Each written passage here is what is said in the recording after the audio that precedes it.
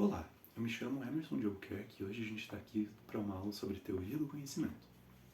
Bom, você já teve naquelas situações onde alguém te pergunta: você conhece fulano de tal? Ou então te perguntam: você sabe se vai chover amanhã? Bom, aí você se pergunta: tá, mas como que eu sei de alguma coisa? Como que eu conheço tal fulano? E se eu te contar que existe uma área do conhecimento dedicada somente a esse tipo de pergunta? Pois é, estamos falando da teoria do conhecimento. Que pode também ser chamada de gnoseologia ou epistemologia.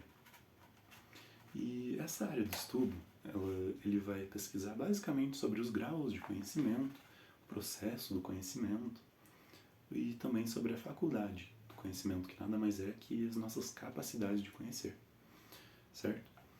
Bom, dentro dessa temática existem 4 problemas principais, que é a relação do sujeito-objeto, o problema da origem do conhecimento ou do ponto de partida do conhecimento. Existe também o problema do processo do conhecimento e como ele se dá, e quais as possibilidades do conhecimento, até onde podemos conhecer. Bom, para contextualizar tudo isso, a gente tem que voltar um pouquinho no tempo, lá na antiguidade com Sócrates, na virada do pensamento humanista. Bom, os pré-socráticos, eles se preocupavam muito mais com a natureza, em buscar respostas para problemas da natureza através de respostas racionais.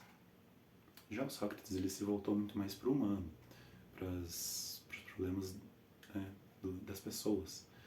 E isso deu o pontapé inicial na teoria do conhecimento, porque foi a partir daí que a gente pôde começar a se perguntar: até onde que eu posso conhecer? Será mesmo que eu conheço? Qual é a verdade? O que é a verdade? Bom, porém, a igreja ficou muito tempo meio que dona do pensamento humano e da ciência. Então, era a igreja que ditava o que um ser humano podia pensar, o que ele podia divulgar, né, no meio científico. E esse período ficou conhecido como crer para conhecer. Primeiro a gente devia crer em Deus para poder conhecer alguma coisa. Só que na modernidade acontece esse outro giro do pensamento, que vai ser realmente o oposto. A gente tem que conhecer primeiro para depois crer em alguma coisa.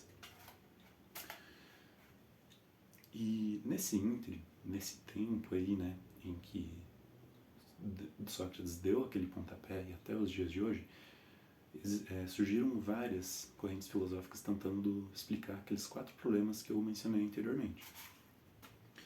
E a primeira delas, que a gente vai ver, é o representacionismo.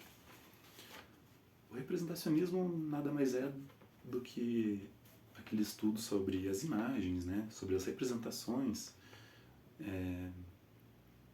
sobre as projeções que vão na nossa consciência.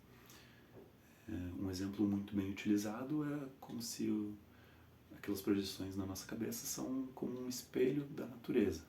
E a gente deveria meio que polir esse espelho para chegar ao conhecimento. Dentro do representacionismo, a gente tem 2 vertentes que diferem na problemática da relação do sujeito com o objeto, que é o realismo e o idealismo. O realismo, ele vai dizer que as representações são, sim, reais. E esta é a visão mais comum, né? Porque nos dias de hoje, porque quando vocês me olham, vocês não vão perguntar se eu sou real. Ou quando vocês olham para essa parede, vocês não vão também se perguntar se ela é real. Você só está olhando e tem isso como verdade.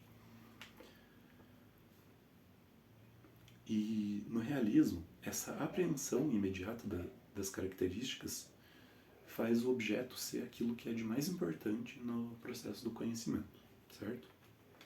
Já o idealismo tem uma inversão,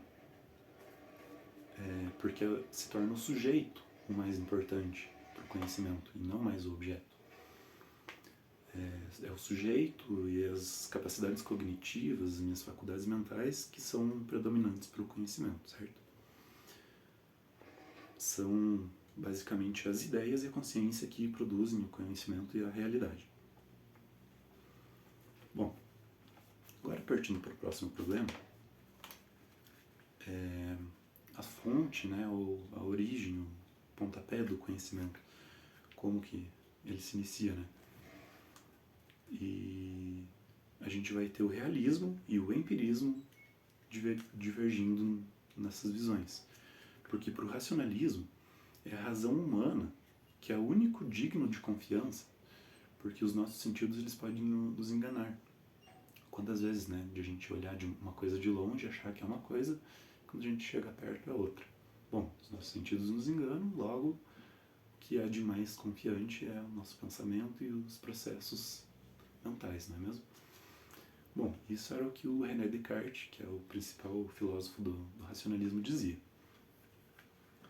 Que somente a partir dos princípios lógicos, do pensamento, da reflexão, que a gente poderia chegar na verdade, que a gente poderia conhecer.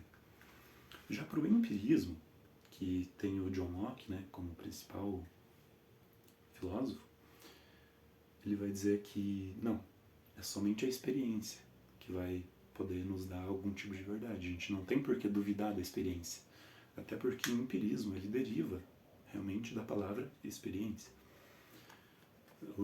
Ele vai dizer que o ser humano é como uma folha em branco, que quando a gente nasce a gente vai tendo experiências, só para depois ter as ideias e começar a refletir. Então, não tem porquê a gente duvidar da experiência para obter a verdade e o conhecimento. Existe ainda uma terceira via, mas a gente vai ver ela só mais nas aulas futuras, que é o apriorismo kantiano. Bom, ainda tem o terceiro e o quarto problemas que eles estão meio que juntos, tá? Que é o que podemos conhecer, se a gente pode conhecer e até onde, né, que pode ir esse conhecimento. E a principal pergunta, né, que está aí dentro é o que é a verdade, que é o que diverge mais nessas duas visões. O dogmatismo, ele vai dizer que basicamente, sim, existe a verdade, existe o conhecimento e a gente pode conhecer. Só que dentro do dogmatismo existem duas vertentes, o ingênuo e o crítico. O ingênuo, ele vai dizer que não tem por que a gente duvidar das coisas, né? O mundo é tal qual se apresenta pra gente e tudo bem, não tem mais o que contestar. Já o dogmatismo crítico é aquele onde vão dizer que sim, existe uma verdade, existe o conhecimento, porém a gente vai só a partir do nosso pensamento, da crítica do nosso pensamento, de estudo e análise dos nossos sentidos que será possível a gente chegar ao conhecimento. Por último, mas não menos importante, a gente tem o ceticismo, que é aquela corrente que duvida de qualquer tipo de conhecimento, qualquer tipo de verdade. Porém, dentro do ceticismo, existem mais duas vertentes, o absoluto e o relativo. O ceticismo absoluto ele vai negar qualquer tipo de verdade, qualquer tipo de conhecimento e não tem mais discussão. Já o ceticismo relativo, ele nega apenas parcialmente, porque ele vai dizer que, ok, pode ser que exista uma verdade, um conhecimento, porém a gente não pode compartilhar ele, né? Por isso que eles vão apelar para o relativismo, para o subjetivismo, para o probabilismo e para o pragmatismo. Porque né, nessa última visão aqui, para o pragmatismo, o ser humano não é só um ser pensante, né? Ele é também um ser que vê utilidade nas coisas. Então, a verdade seria aquilo que é útil. Bom, agora que eu já expliquei todas essas correntes filosóficas, a gente vai para o laboratório de informática e a gente vai se dividir em grupos. E esses grupos vão pesquisar sobre essas correntes filosóficas e vão apresentar nas próximas aulas em forma de seminário para a turma e para mim, que eu estarei avaliando. Então, o que a gente viu hoje, né?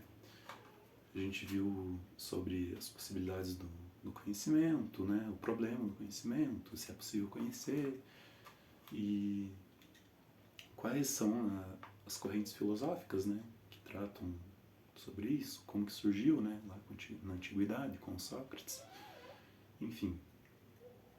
E até a próxima aula.